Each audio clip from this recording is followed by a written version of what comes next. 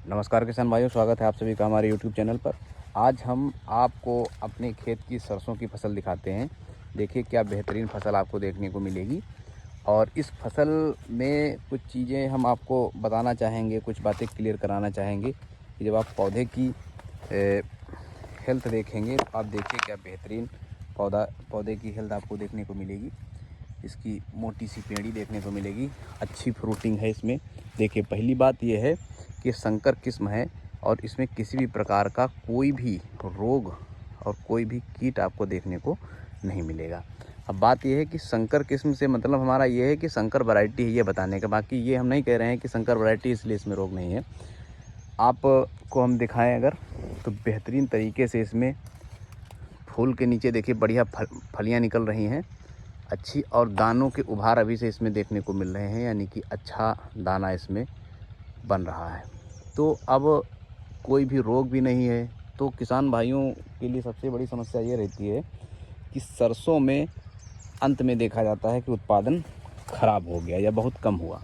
तो ऐसी कंडीशन में कुछ बातें सरसों में ध्यान रखने योग्य हैं जिससे आपका उत्पादन बढ़ जाएगा। जैसे कि ये है जेके की वैरायटी है, संकर वैरायटी, वो बोई गई है। तो सरसों में जो सबसे ज़्यादा ज़रूरी चीज़ है वो केवल दो बातें हैं। पहली बात जो है वो ये है कि आप इसकी बुआई कब कर रहे हैं। बुआई सबसे ज़्यादा अगर उत्पादन में फ़र्क आता है तो वो पहली रबी फसल है जो बुआई में देरी की वजह से या बहुत जल्दी बुआई से सबसे ज़्यादा उत्पादन में जो अंतर देखने को मिलता है वो सरसों में देखने को मिलता है।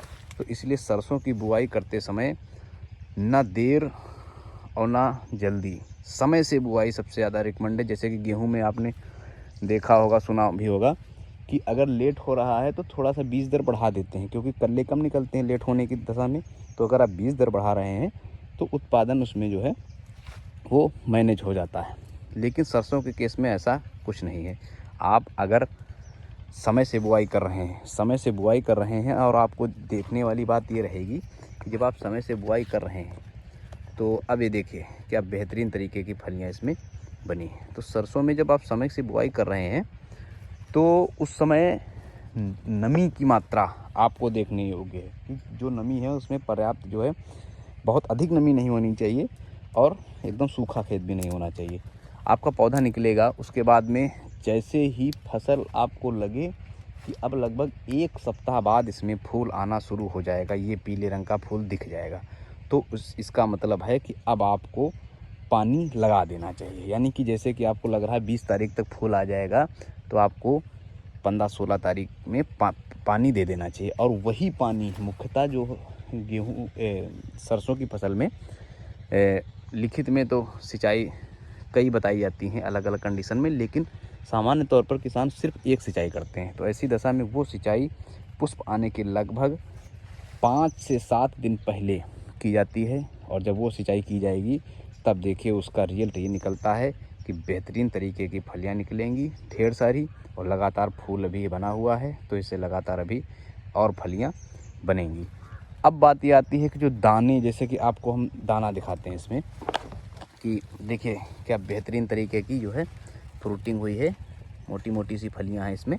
तो अब बात ये आती है कि इस तरीके की फलियां आपको देखने को मिले तो सरसों जो है वो तेल वर्गीय फसल है। तेल वर्गीय फसल जो सबसे ज़्यादा किसी चीज़ की मांग करती है वो पहले नंबर पर आता है सल्फ़र और दूसरे नंबर पर आता है कैल्शियम।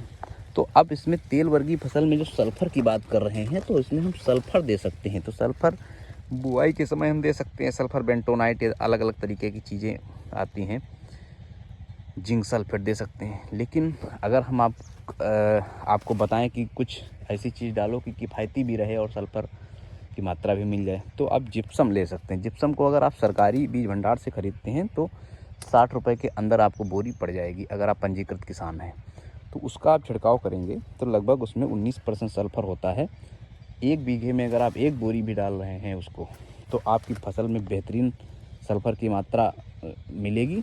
और सल्फ़र की मात्रा मिलेगी तो दाना चमकदार और वज़नदार होगा, क्योंकि तेल वर्गीय फसलों के लिए सल्फ़र बहुत ज़्यादा ज़रूरी होता है। तो ये चीज़ जो है, अगर किसी भी कंडीशन में आप सल्फ़र देने से चूक गए हैं, बुआई के समय आप मिट्टी में सल्फ़र मिलाना भूल गए हैं, सल्फ़र मिलाने के तरीके आप जो है जिंक सल्फेट, सल्फर बेंटोनाइट या जिप्सम बुआई के समय डाल सकते हैं। अगर किसी तरीके से आप चूक गए हैं तो पहली सिंचाई के साथ साथ में कुछ मात्रा सल्फ़र की पानी के साथ दी जा सकती है। बस ये ध्यान रखने की अब बात है कि पौधे की पत्तियां उसमें न छुएं, है ना, नीचे नीचे चले, मतलब कम से कम जो है पत्तियों के टच में आए। तो अगर ऐसी कंडीशन है तो आप ये मान लीजिए कि उसमें बाद में भी सल्फ़र की मात्रा की पूर्ति की जा सकती है। और फिर अगर किसी भी प्रकार का बादल नहीं है ना, मौसम ख़राब नहीं है, 10-11 बजे तक, 11 बजे से भी अगर धूप निकल जा रही है, डेली 11 से 4 भी धूप रह रही है सर्दी के मौसम में, तब भी आप देखेंगे कि किस फसल में, जैसे कि आप सामने फसल देख रहे हैं, ये हमारी खुद की फसल है, इसमें आपको ना किसी पोषक तत्व की कमी दिखेगी, किसी भी प्रकार की कोई भी पत्ती आपको पीली नहीं दिखेगी, है ना, और ना पत्ती में किसी भी प्रकार का कोई आपको रोग दिखेगा। ये देखिए, है ना, तो ये अच्छे उत्पादन के एकदम पूरे चांस है। जो कहते हैं होनहार बिरवान के हो चीकने पात, तो ये देखिए एकदम चीकने चीकने पत्ते इसमें आपको देखने को मिलेंगे। तो ये सब चीज़ें हैं, अगर आप ध्यान रखेंगे इन चीज़ों का तो सरसों में बहुत अच्छा उत्पादन आपको देखने को मिलेगा। तो जो चीज़ें ध्यान रखनी वो क्या, अच्छी वैरायटी, समय से बुआई, पोषक तत्वों में स्पेशली सल्फ़र का और नाइट्रोजन का विशेष ध्यान रखना है। उसके बाद में जो सिंचाई करेंगे वो देखेंगे, किसी भी अवस्था, किसी भी कंडीशन में सिंचाई जो होती है, ज़्यादातर केस में एकमात्र सिंचाई होती है, वो आपको फूल आने के लगभग 1 सप्ताह पहले कर देनी है। ये अगर आप चीज़ें ध्यान रखेंगे तो निश्चित तौर पर आपको बढ़िया उत्पादन देखने को मिलेगा। बिना रोग बिना दोष के देखिए क्या बेहतरीन फसल आपको देखने को मिल रही है। बहुत बहुत धन्यवाद।